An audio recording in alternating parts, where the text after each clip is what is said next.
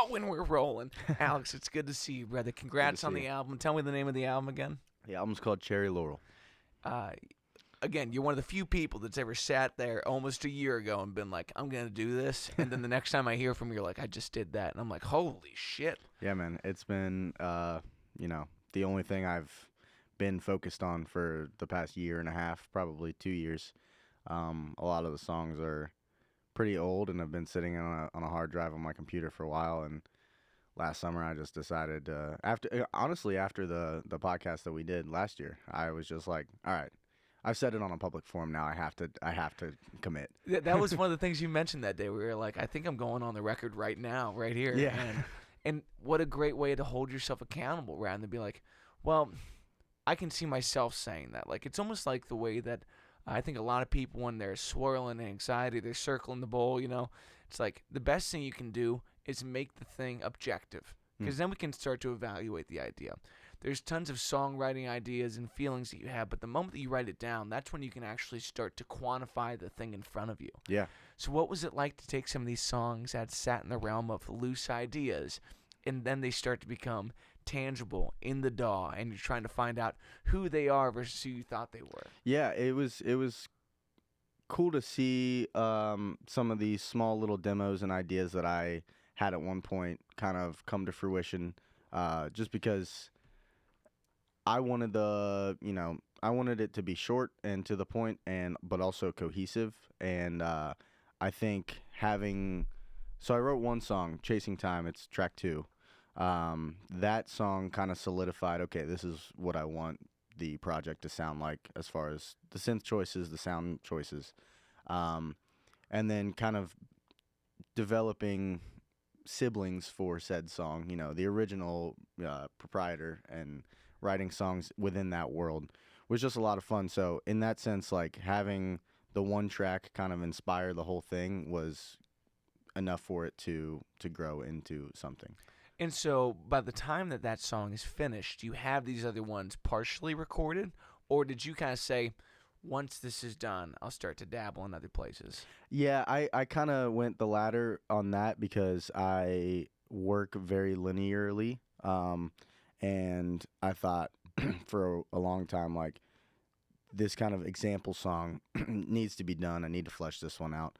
But that kind of held me back for a while because I was holding myself to a standard. Like, if it's not in this world, in this kind of synth-esque hip-hop, pop world, then it's not going to go on the record, and it's just another demo idea that I can scratch. So I think it kind of limited me in a sense.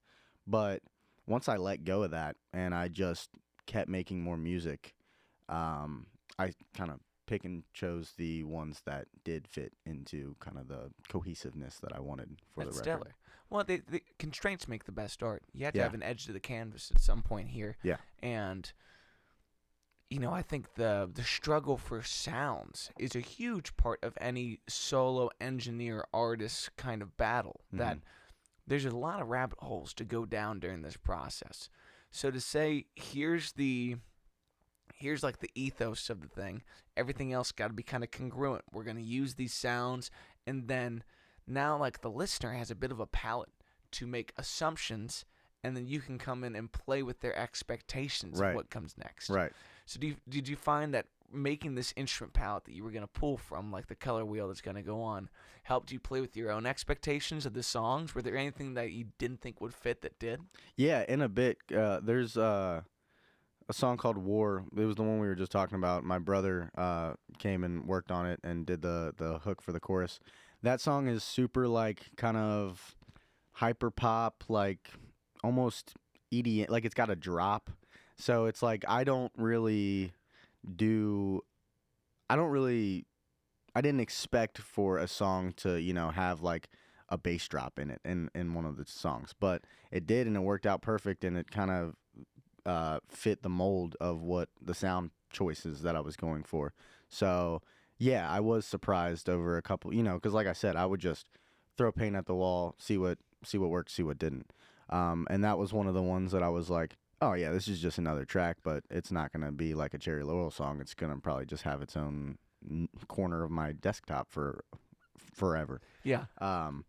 But as the album started to kind of come together, it's like, oh, this kind of could fit the vibe if I tweak it right, you know? Yeah.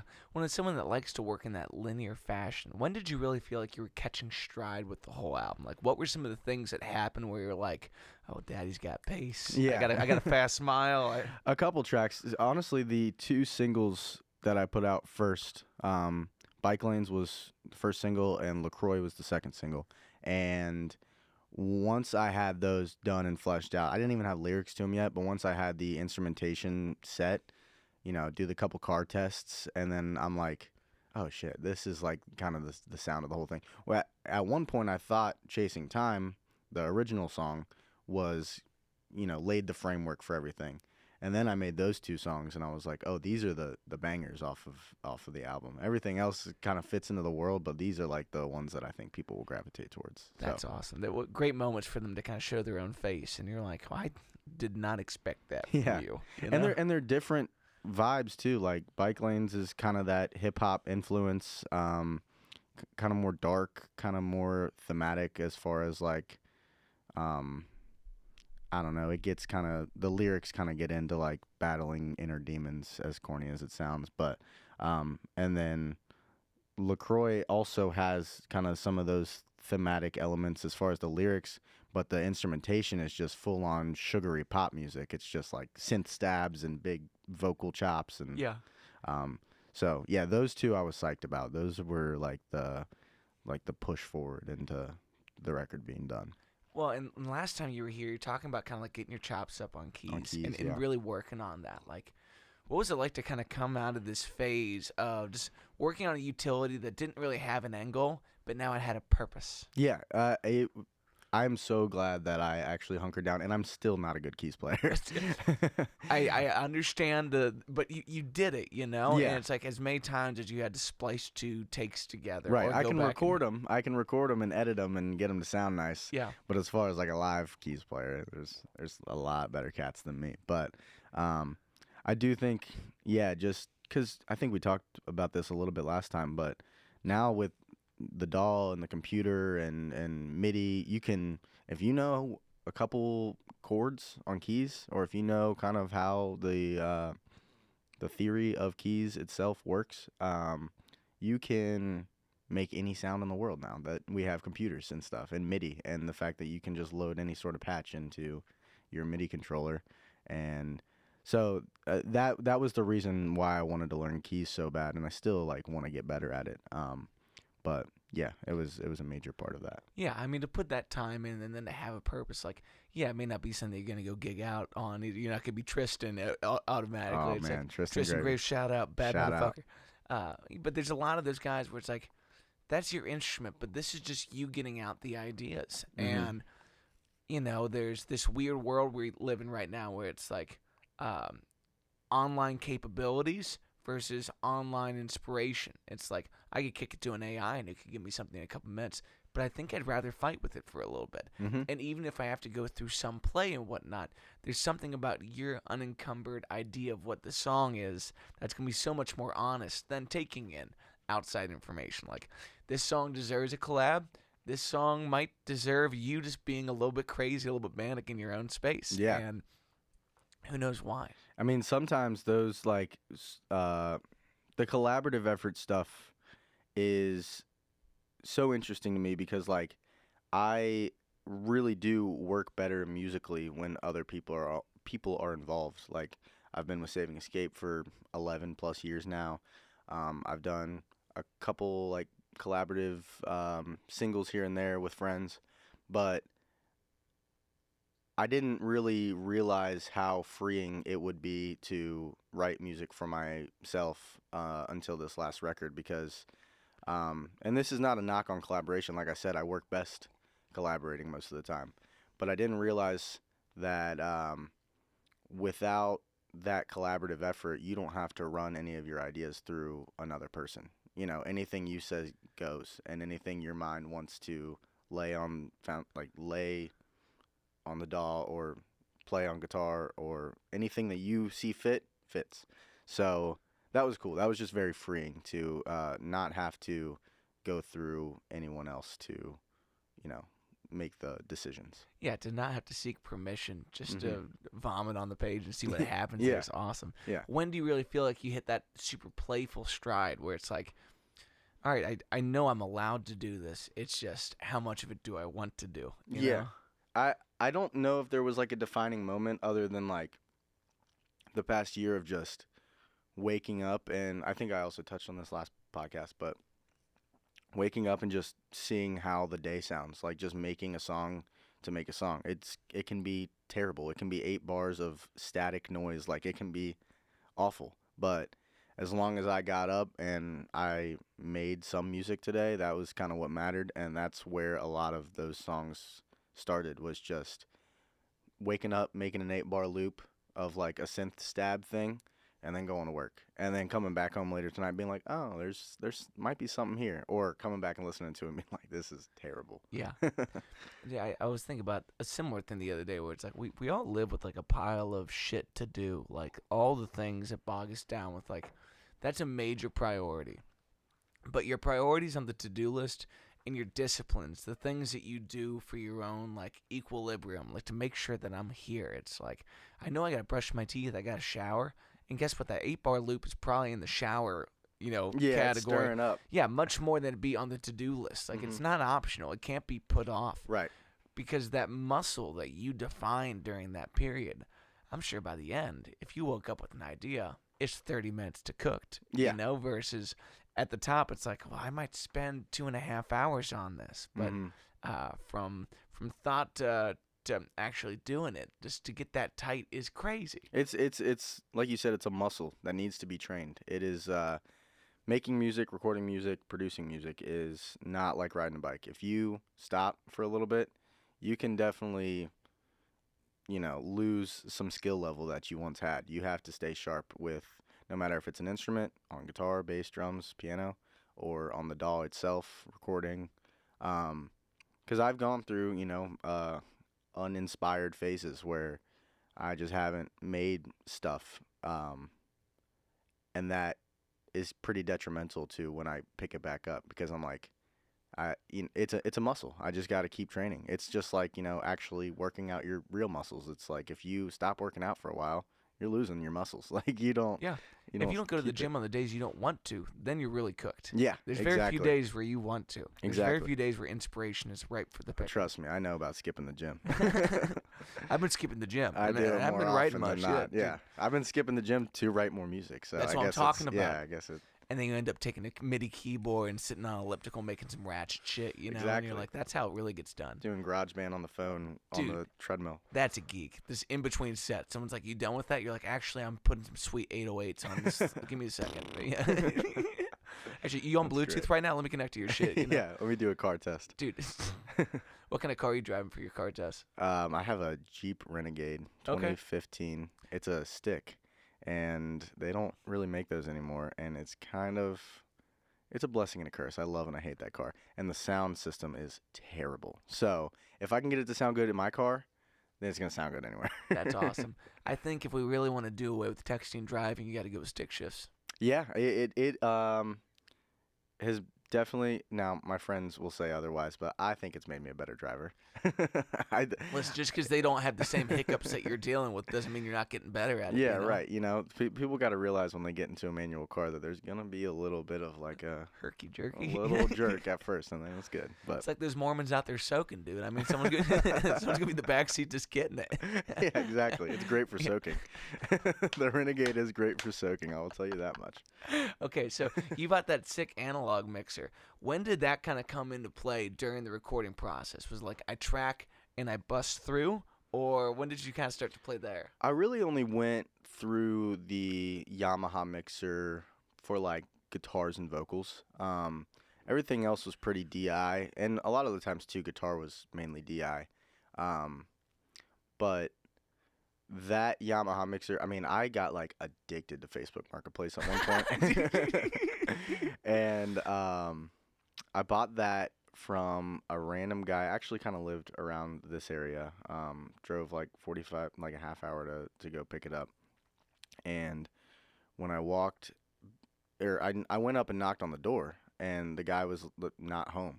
And I was like, damn, there goes this mixer I was gonna get. I guess I'm not gonna get it. And then I heard people like chopping it up in the backyard. So like I peek my head around. I'm like, hey, I'm here for the Facebook Marketplace pickup. And they're like, oh yeah. Out of nowhere, it's dark, it's night. A dog, like a mean dog, comes up and just tries to get me, like screaming at me, like about to bite me. Fence or anything? And no. And the lady at the house is like, not friendly, not friendly. I'm like, I know, get this dog away from me. Luckily, all was well. That's nutty shit to yell while your dog's this dog's coming at someone. You're like, he's not nice to people. Yeah, no shit, get him. Talk to the dog. But yeah, went and picked up the mixer. Did not get bit by a dog. Dubs. And yeah, I used it a lot for vocals and guitars, like I said. And it's just a nice kind of thing to add a little bit more of a human feel, a little bit of an analog feel. I know it sounds like cliche when people are like, "Oh, the analog stuff is so much warmer," but it's true, and it's different than plugging just straight DI. It's also things that you can't take back once it's done. Like, yeah, sometimes in the recording process, it's better to commit to a sound on the way in, because there's one less thing that I have the option to tweak later on. Like, obviously, you got a channel strip, you could re-EQ it, you could do 1,000 different things. Yeah, but like, when you plug the synth into there, like the guitar synth, I mean, it's like that thing's gonna go 1/4 inch in. There's no really changing that. No. Now a MIDI keyboard, yeah, I got a lot of time that I could come back through and fuck to go this and mess up. with it afterwards. Yeah, exactly. But if you're just like, no, this is how the mic's gonna sound. Yeah. But I also know you're a man that makes his bed in the morning. So do you use the analog mixer to leave the mic always patched, the guitar always patched, kind of a thing? Yeah, a lot of the stuff at my setup is pretty plug and play, pretty like ready to go. I have my mic running through the Yamaha, and then just a 1/4 inch for like whatever. You know, I could plug the synth in if I wanted to. I could plug the guitar synth in. I could plug direct guitar in. But yeah, I just like having that easy access. You know, like I said, I'm like a squirrel. I'm like a dog seeing a squirrel when it comes to music. So if I have an idea, I need to act on it quick. But you need to be a dog seeing a Facebook Marketplace deal. Okay, you gotta get angry, brother. You know, exactly. You gotta go after. You gotta be not friendly. You gotta get after it. Not friendly. That's a good bumper sticker. Bumper sticker. This is not friendly. Not friendly. Yeah. So the ease of access to either MIDI or the guitar synth or the synth itself, you know, having a hot mic constantly going is like super important to have for me. Especially when you're talking about catching like some of the weird asides that happen during the recording process, some like the lo-fi speaking moments. Like, those are always. I love that kind of stuff, man. I'm working right now with Kayla to record some original music for her. I don't know if I am allowed to say that or not, but whatever. Too late. Yeah. Tell me if I gotta take it off. I hate editing this shit. But that was kind of something that we were focusing on, is just pick up, you know, if like I leave the room and close the door, or if like there's a creak in the floor, or something falls in the background, just leave it in. Leave all that raw kind of real stuff in the recording, even if it is a mistake. There's a record I am absolutely in love with, no pun intended. The album's called Absolutely, by a guy named Dijon, and the entire record is just full of just field recording, like realness. There's like a lot of just like clinks and clanks in the background, and I just love that. I don't like to necessarily like mimic that on purpose, but if it is happening while like a mic is hot, where there's some background noise or some hiss or some random bit of realness, I think it can add a lot to music.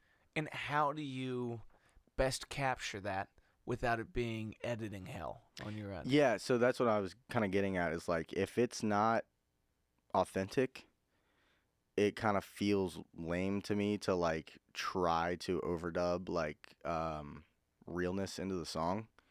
But if it is, I think that just comes with being a little more free flowing and loose in the recording process. You know, not everything has to be a perfect take, and you can go back and make edits and fix things up if needed, but get all the rawness, get all the realness in however many takes you do. And so when you're picking from take to take, you know, if you have a little, you know, a part where your voice doesn't sound to your liking, we got like auto-tune and stuff nowadays. Like you can fix that. Yes, exactly. I can doctor this up a little bit. Yeah, but what you can't like add or take away that's real is just like the rawness and the emotion that one feels and presents when they're recording. Yeah.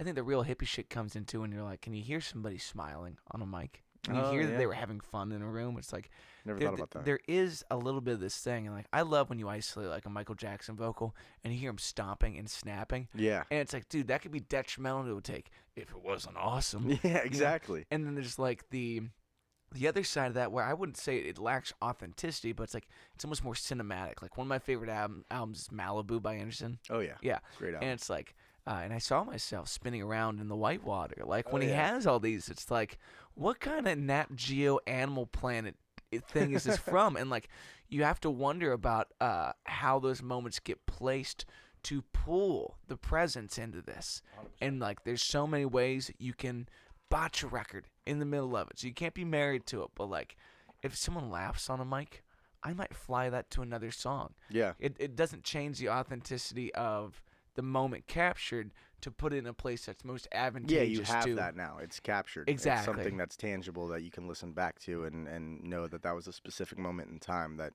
it's not easily recreated. Yeah. The one example I think of is that Police song where Sting like falls into the piano at the beginning. Have you heard about this? Is that every little Roxanne. thing? Okay. No, it's on Roxanne. It's at the very beginning of Roxanne. You hear Sting laugh, and then you hear just this like out of key flat piano sound. Like a mush cluster. Yeah, because he sat on the piano and laughed, and they were just like, keep it in, because they didn't think it was gonna be Roxanne. They didn't think it was gonna be one of the greatest rock songs of all time.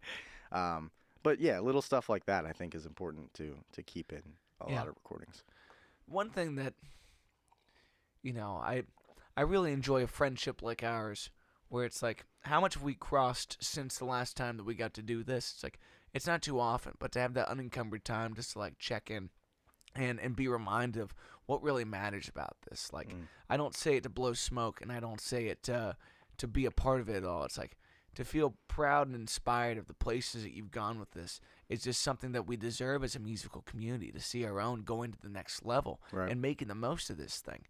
Has finishing this album brought that fire to the people in your circle, and how do you kind of tend to those fires when you see it in people? Yeah, I think so. I think I am like fully open arms now to just working with other people, working with people that want to make something meaningful and care about music in the way I do, because I worked blood, sweat, and tears into that last project, and it's short. It's only like 7 tracks, but the amount of time I spent on them was very meaningful to me. And if I can do that for other people, I mean, that's the end goal for me, is like, I want to be an audio engineer. I want to be a producer. I want to work with bands. I want to record albums.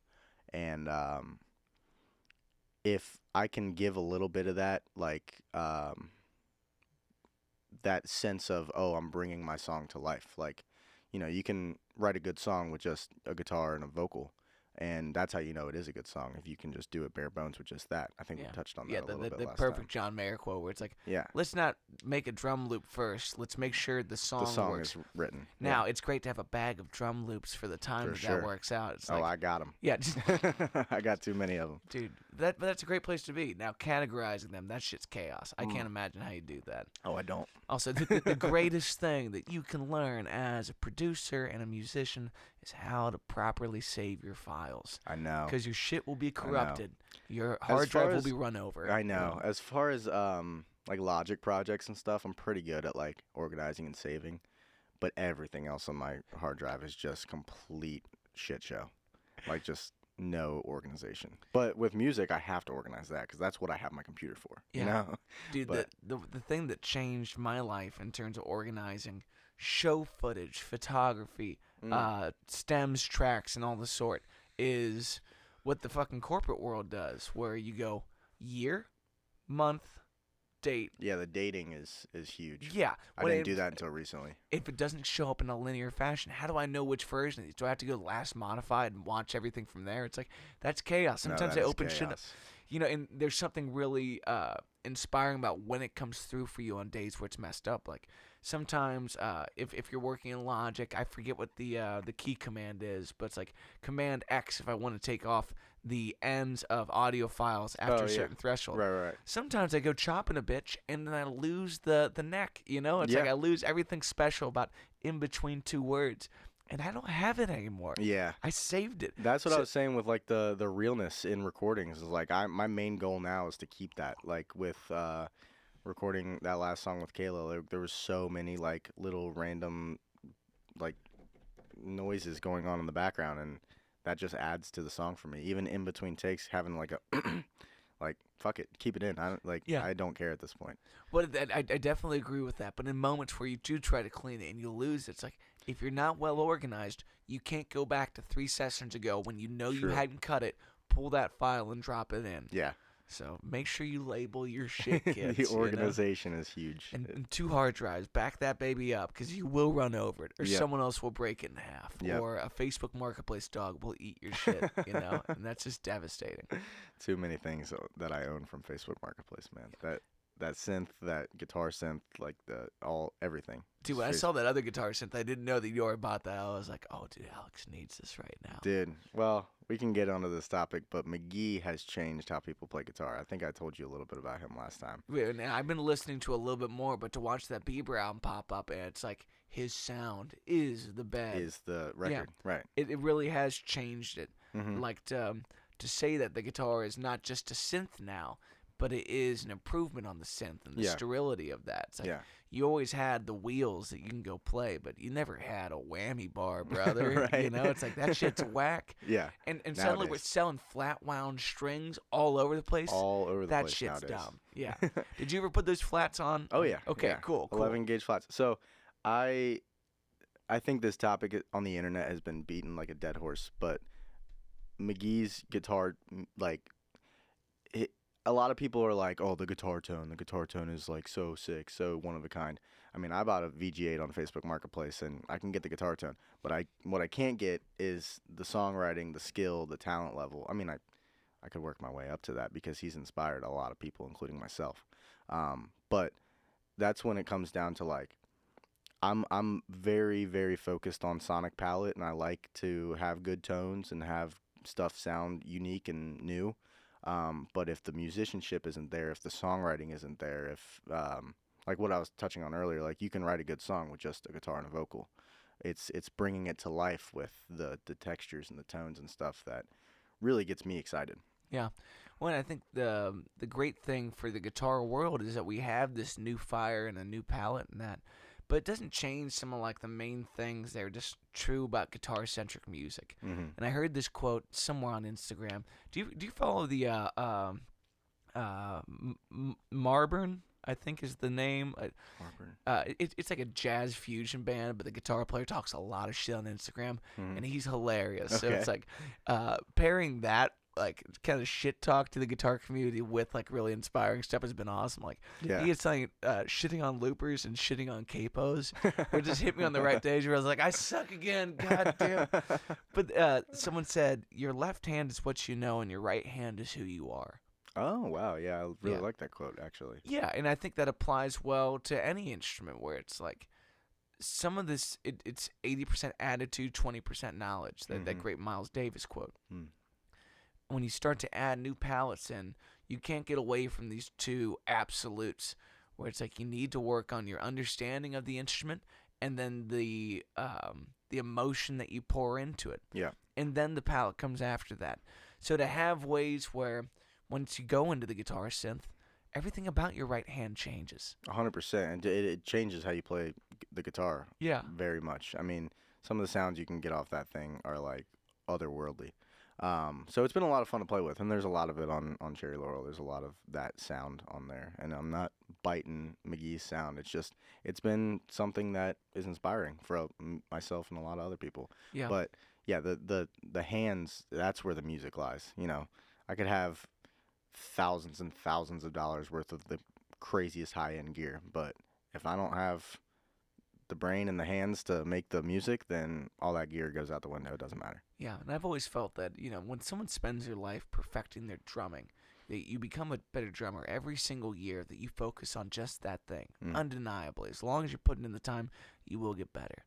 But when you start to venture into other parts of the craft, you become a better musician, in my opinion. You know, when you're hyper-focused on just your instrument, I feel like there might be a glass ceiling in terms of what you can do with other people. But when you start to play a little bit of keys, a little bit of guitar, you start doing some production, it opens up your knowledge of where you are in the song. Yeah. And there's no greater level of that than sitting there and being the master arranger and the musician on every single parts of this. Yeah, I mean, it's a great feeling. And, you know, there's like the catch-22 with that is like, because of the fact that I'm practicing drums, guitar, bass, production, and keys all the time, am I going to excel and be the best at one of those things?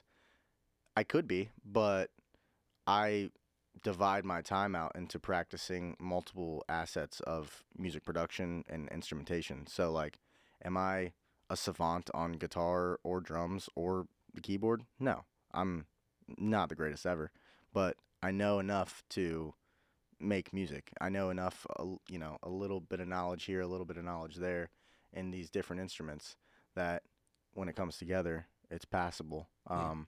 But having constantly practicing all of those things is not going to make me a better musician at just drums, but it will make me a better, well-rounded musician because now I have my hand in a little bit of everything. Yeah, and I think when people don't do any writing, they don't have the permission that you kind of talked about. It's hard to know when you're playing is enough. You can have 2 chords and an acoustic guitar and find out that if you're writing the song, you only need those 2. Yeah, that's all it needs sometimes. If you're playing keys on this, you might be holding that 1 chord through the entire chorus in an almost unobtainable octave. It might be way up there and so far back in the mix, but it was what it called for at that point in time. Right. First, if you're just focusing on that one instrument, for lack of a better term, you're caught in the circle jerk of trying to be the greatest to ever do it in the things that don't apply to what makes it great.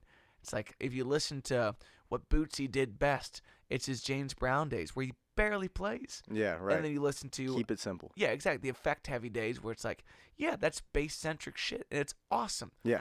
But because he found his craft. He found his niche. He found his corner. Yeah, first when he's just playing great dance music behind one of the greatest artists to ever do it. It's so minimalist that the principle, the things that matter, are done great.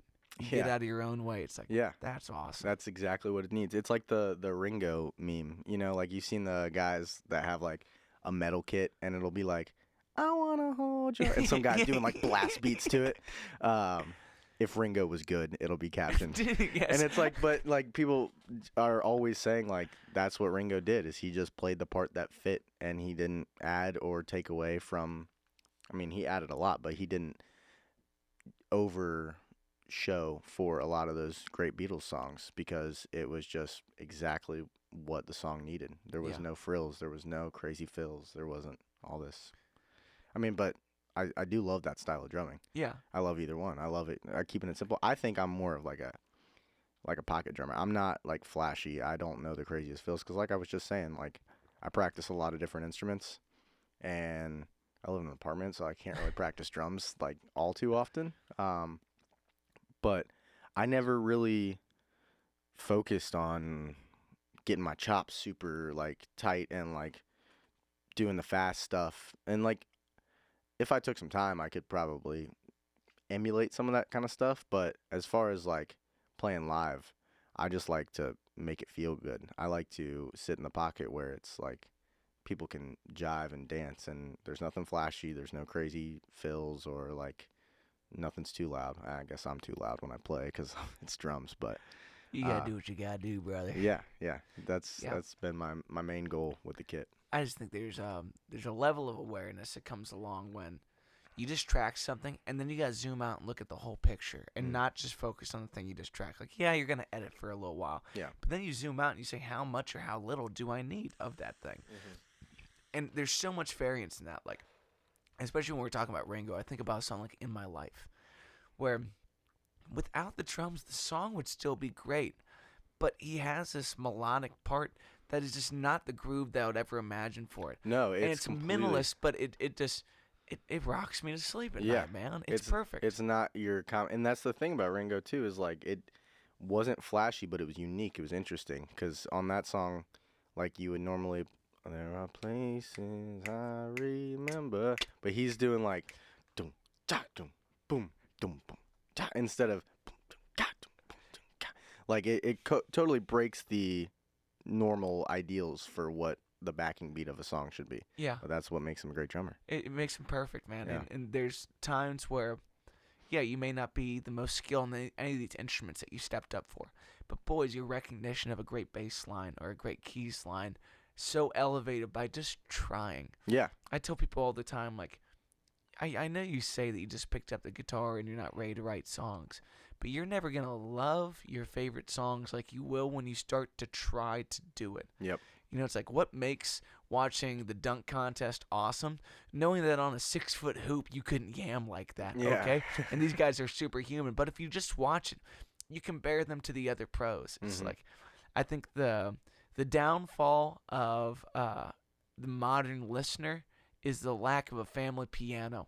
Because you didn't fuck around as a kid and find out what goes into this and what makes it great. Why your Aunt Dorothy, even though she's an absolute prude, is pretty rad because she can play some sick lines. Yeah, and she's got a piano up front. Exactly. It's like when someone brings a tune to your life like that and it didn't exist before, and it's like Sting falling on a thing. You just have chord clusters and nonsense and that bitch out of tune. Right. You'll never appreciate what goes into those moments No, where guys not playing. Yeah, those like fundamental first moments of learning any instrument, I think, or writing your own music and recording it and listening back, like it's gonna be bad the first time. It's gonna be bad, no matter if you are a novice to the whole thing. It's like if you have never recorded a song by yourself before, you're probably going to hate it in a couple of years. But on the flip side of that, I think like going back and listening to some of like the first stuff that I ever recorded, that's the stuff that means the most to me because it's like, yeah, it's bad, but it was like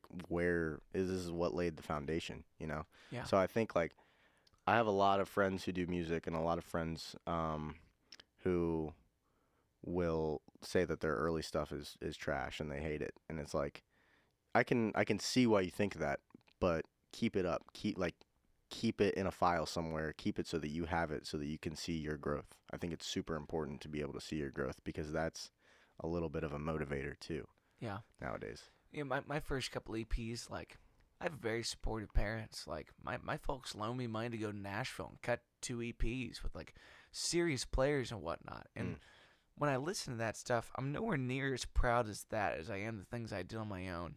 Because in a setting where I went to a professional studio with professional musicians, all it is people trying to cover up for my mistakes and to make me passable versus what I deemed passable is so much more informative to where I was.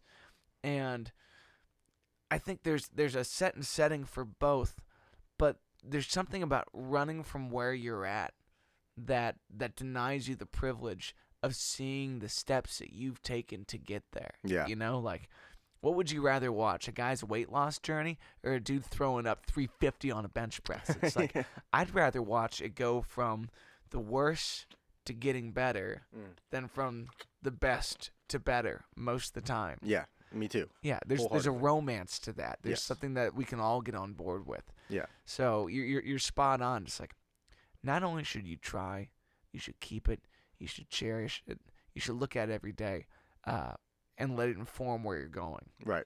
But in a project like this, where there's 7 songs and you finish the first, how do you let go of the first and move on to the second?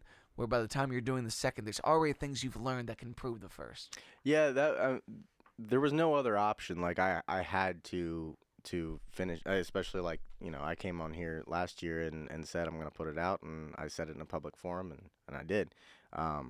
But that was kind of the motivation, like, to keep going and to keep bettering myself. Because, yeah, I do have a better grasp on audio production and songwriting now than I did this time 2 years ago when I started the project. But what's to say I can't take some of those skills and go back to some of those early versions of the song and doctor them up in the way that my skill set has led me to now, which is what I did for Chasing Time, at least the first track. But yeah, I think like I said, the like making brothers and sisters, like siblings to the foundation of the record was something that was important to me because I wanted, you know, a sense of cohesiveness there. So that that skill set that I have acquired from making this record is just gonna lead me onto more of a skill set for the next one. Yeah. I was listening to just like a guy that helps with like the meta ads thing, like a podcast kind of thing. Mm-hmm. And he was talking about like you have a successful song, and then we all choose to be artistic and to go make something different. And dude, it hit me like a ton of bricks. He goes, "Well, don't be fucking stupid. Make another version of that song that they already said they loved." Mm. Which I think is tough for all of us because we want to branch out and try new things. Yeah. But there's something really special about saying it was well received, so let me make its brothers and sisters that are inherently different, but they have the same hereditary traits Yeah. that they fit in this pile. I love that style of working in music is like make something that feels like a like make a cohesive thing. Because we were talking a little bit about like singles and stuff, but I listen to artists by the album. Like I will listen to a very cohesive album before I'll listen to like 5 or 6 singles, because that's just the way I like to listen to music. I like to hear the world that the artist created, and if I can kind of capture a world or capture a feeling in my music in a short 7-song album, then that was kind of the goal. You know, as far as the streaming and the numbers and all that stuff, like that's awesome, and I love that people are enjoying the record and liking my music. But at the end of the day, the goal for this record was just to see my name under an album and have a work of art that I'm proud of. Yeah. So. Well, they saying we said like playlists are like consumer sequenced albums, Mm-hmm. and maybe one of the hard things about the modern era of music is when we produce things, we try to sound like the hits. We try to get sequenced into the album that the consumer is making. Yeah, hit that algorithm. Yeah, and you genericize certain things about it Mm. for saying it only needs to be congruent to me in Mm-hmm. that regard. Like, what was it like to sequence the album for the first time, to see all the brothers and sisters and say like, all right, we're gonna get in order of tallest to shortest? Yeah, and- it's a great feeling. I love that. Like, I love sequencing a record. I love putting together set lists. I love curating a vibe, as they say, for like the way things flow. And like we were saying earlier, I work pretty linearly, so a lot of the songs, and this kind of relates to like with Saving Escape's songs as well. Like a lot of the songs we write and a lot of the Cherry Laurel album just goes linear. Like the songs that I started with are tracks 1 and 2, and then the brothers and sisters and everything that follows kind of just goes in order of how I wrote them.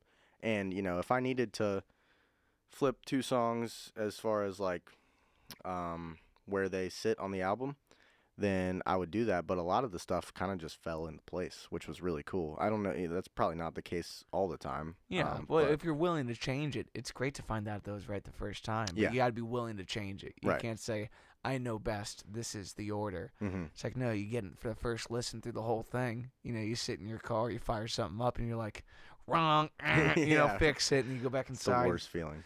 But it's also like, it's the most rewarding to say, like, I know for sure this Yeah. isn't right. I you can know? hold myself to a higher standard of like knowing what my expectations for myself are. Yeah, absolutely. And I've had a lot of people tell me that I'm talented in production. So if I'm not gonna let people say that for it not to be true. Like I need to hold myself to the standard that others hold me, where they like are seeking out my production value. And that sounds really like braggy and boasty, but like I want to get better than who I think or how good I think I can be. Yeah. You No, know? I think it sounds well intentioned, and like it shows that you really are putting consideration into the things that you hear from people. It's like, oh no, dude, people think highly of me. Like that means now I need I have to do to be good. exactly. You know, and like, we're in this weird world where it's like on your social media you're supposed to brag about yourself, and in person you're supposed to talk bad about yourself. It's like it's hard to balance the two.